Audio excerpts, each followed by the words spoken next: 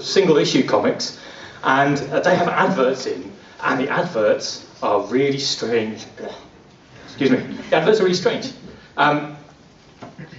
Back in 1954, the Comics Code Authority was established in the wake of the publication of a book called The Seduction of the Innocent, which was a kind of McCarthy-era witch hunt about how comics were turning children into juvenile delinquents.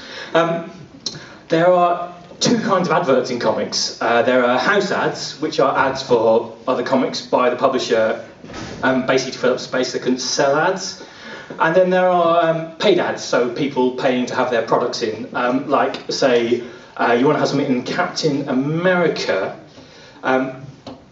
which is a Comics Code approved comic, which basically means it's notionally all ages, but actually this particular comic is about how one of Cap's comrades in the Second World War has a bit of a kind of combat stress, post-traumatic stress thing, and goes completely insane. So it's not entirely appropriate, but I don't know if you can see this, the comics one, that's an advert for, I think it's some kind of children's cheese product.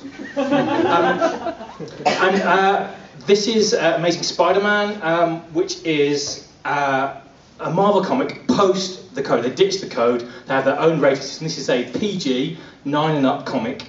But actually, it's about Spider-Man attempting to save his marriage. And so, I'm not entirely sure what the point of the Cheese Whiz string cheese advert is, but it doesn't seem to really fit. And it's a big problem with all-age comics, is that the material may not be all-age. This is a fantastic comic from '93. It's not a Comics Code comic, but it's Death.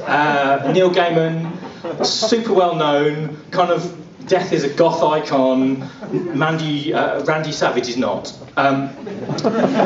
This is an explicit rated, so this is notionally an 18 rated comic with an advert for some kind of unshaven, unable to shave teenager with a hand coming out of his mouth. I think strange. What is creepy is when this kind of stuff started appearing around about 2001.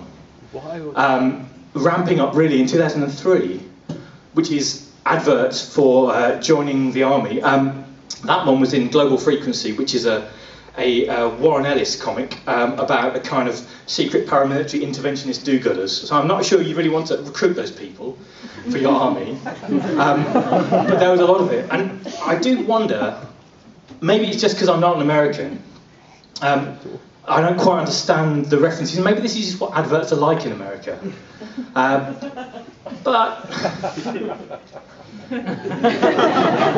I don't know if this is just kind of weird and skanky. I mean, maybe American ads are just skankier, but this is really odd. I mean, this is a PG comic, so for 9-year-olds and up, and it's, you know, I don't really need to say anything about that. But just before you think it's all like that, it's not all like that. There's a lot of really interesting public service advertising that used to happen in comics. This is from, I think, a very early 90s Superman comic with adverts for the Constitution. And these public service ads go from the kind of sublime to the ridiculous. So this is an advert for Martin Luther King Day.